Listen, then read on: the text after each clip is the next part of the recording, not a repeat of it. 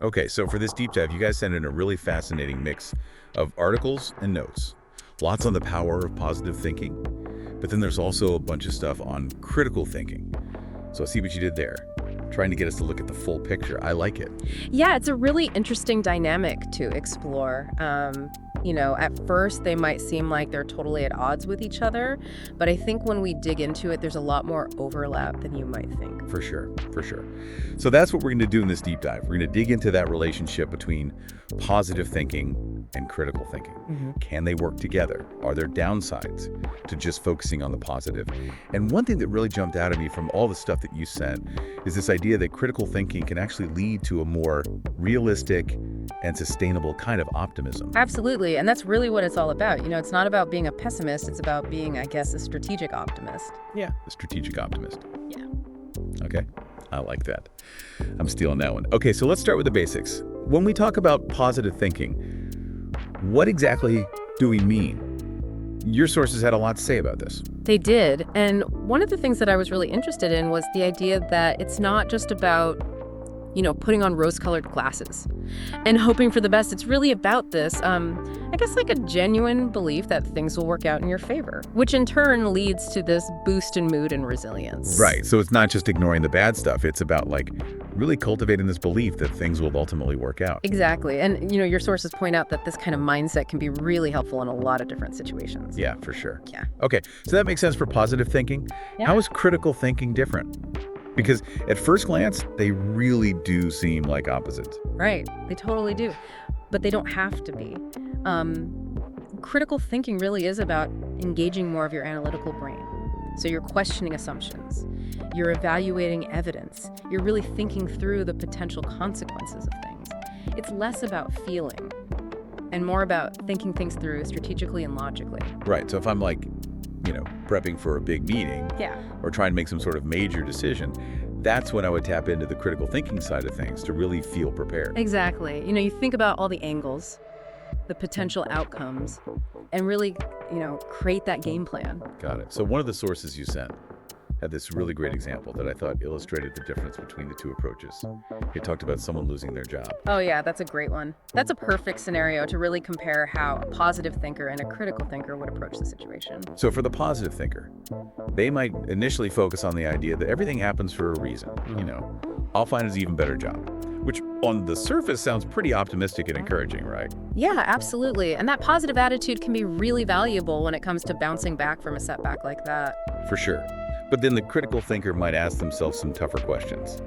Like, okay, what factors actually contributed to this job loss? What skills could I have improved? What do I need to do differently in my job search this time around? Right. So they're not denying those, negative feelings that come with losing a job, but they're also not just passively hoping for the best either. They're really using it as an opportunity to learn and strategize for the future. Totally. So I'm all about a healthy dose of optimism.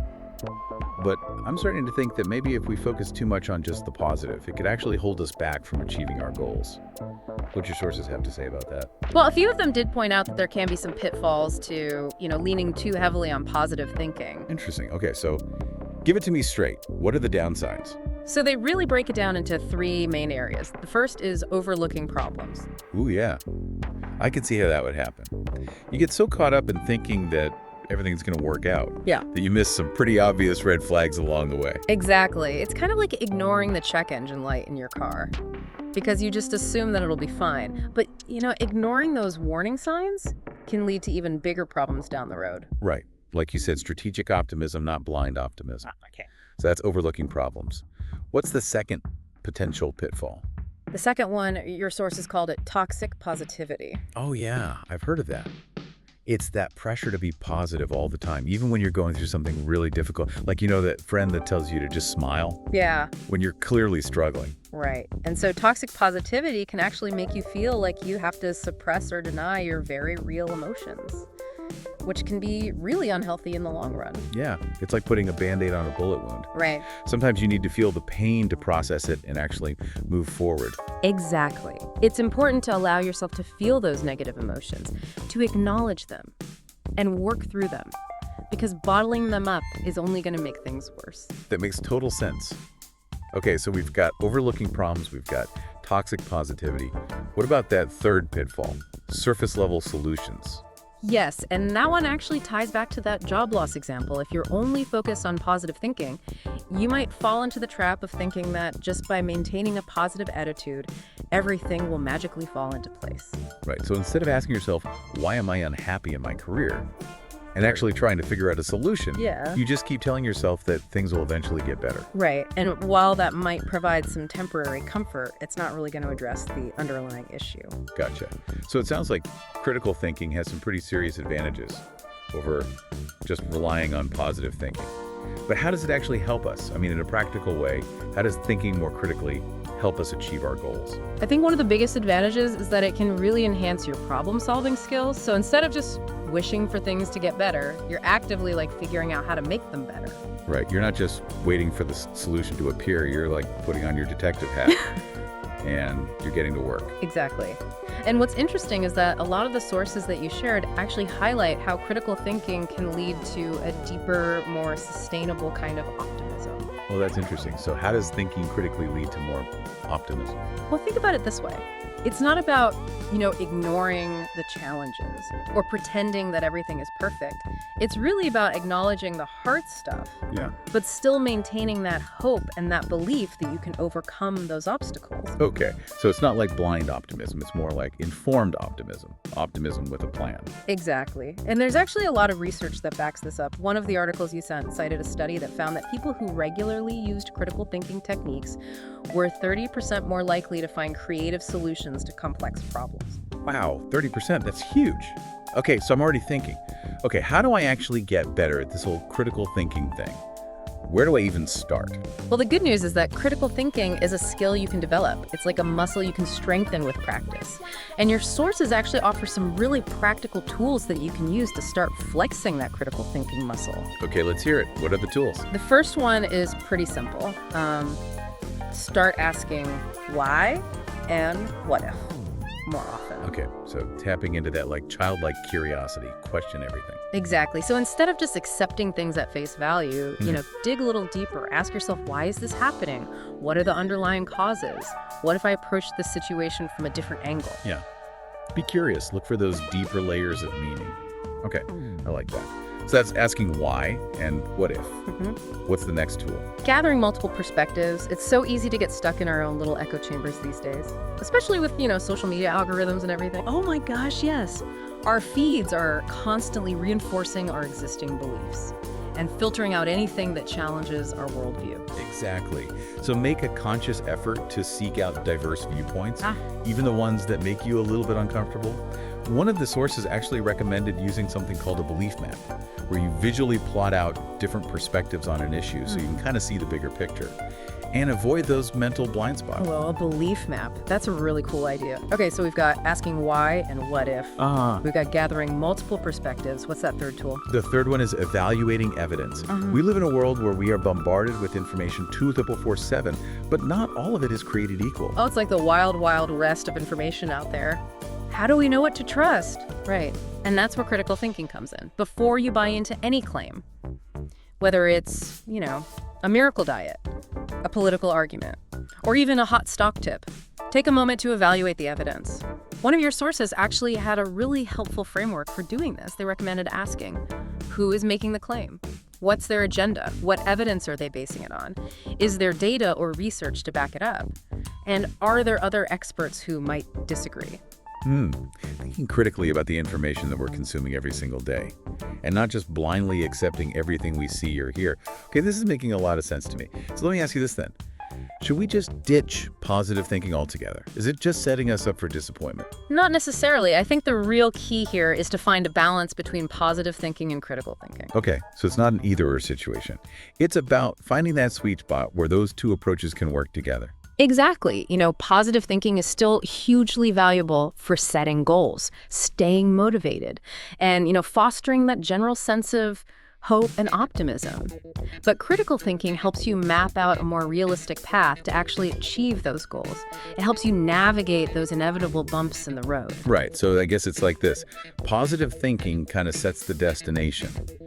And then critical thinking is what helps you plan the journey, pack the right supplies, maybe even bring a map. I love that. And your sources had some great examples of how this balanced approach can play out in real life. One of them talked about applying for a new job. Oh, yeah. I want to hear this one. Walk me through it. So a positive thinker might, visualize themselves getting that job and focus on how great it will be to work there.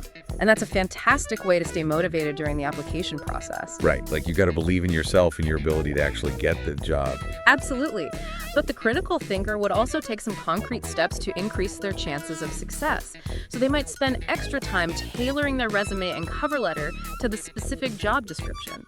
Research the company thoroughly, and maybe even do a few mock interviews to practice their answers. Yeah. They're not just hoping for the best. They're actually taking action and putting in the work. Exactly. Or think about something like setting a big health goal, like running a marathon. Positive thinking can be super helpful for creating that initial vision and excitement. Right. You're picturing yourself crossing the finish line. Exactly. But then the critical thinker takes those positive vibes and uses them to create a really solid plan. They might research different training programs, find a running buddy for accountability, and maybe even consult with a nutritionist to make sure they're fueling their body properly. Yeah. They're not just dreaming about the goal. They're actually creating a framework to get there. Right. And that's the power of this balanced approach. It's about having both the vision and the strategy to make that vision a reality. I love that. Okay. I'm really starting to see the value in all of this. So for our listener out there, let's make this really practical. Think about a challenge that you're facing right now. It could be anything. A work project, a personal decision, a financial goal, anything at all. And think about how you might approach that situation differently if you bring in more of that critical thinking mindset. Right. What kind of questions could you ask yourself? What kind of evidence could you gather? What are some different perspectives that you could consider? And how could that lead to a more effective solution? It's about not just hoping for things to work out, but actually taking those steps. Yeah. And really owning the situation. Yeah. It really does sound like we've been talking about two sides of the same coin. Yeah, for sure. And what's been really interesting to me is how this idea of critical thinking, which we tend to think of as, very analytical, maybe even a little bit cold, can actually lead to this really powerful and sustainable form of optimism. Yeah. It's not just about feeling good. It's about feeling prepared. It's about having that confidence that comes from knowing that you've thought things through. And you've got a plan. Absolutely. It's not about being passive. You're not just along for the ride. You know you're the one behind the wheel. You've got your hands on the wheel, and you're ready to, navigate all the twists and turns that might come your way. As we've been talking about all this, I keep thinking about how we've really been focusing on the thinking part of critical thinking. Yeah. But how does it actually show up in our actions and our behaviors? That is such a great question. And one of the articles you sent actually touched on this. It talked about how critical thinking isn't just an intellectual exercise, it's really a way of being in the world. Yeah. So it's not just about thinking differently, it's about acting differently. Exactly. So think about it this way. How could you approach a challenging conversation differently if you were really tapping into those principles of critical thinking? Or what about when you're making like a major purchase or a big investment? How could you use that more critical lens to really evaluate your options and make sure you're making the best decision? Yeah. Or even when you're faced with a personal dilemma, maybe a relationship issue, a career decision, how can you incorporate multiple perspectives? Really weigh the evidence before you make a choice. It's about taking all these tools that we've been talking about and actually putting them to work. Exactly. Because I think when we can bridge that gap between thinking critically and then acting strategically, that's where we really unlock the full potential of this approach. Amazing. Well, to our awesome listener out there, thank you so much for joining us for this deep dive. We hope you walk away with some new insights into this world of positive and critical thinking and how they can work together to help you achieve your goals, navigate challenges, and ultimately just live a more empowered and fulfilling life.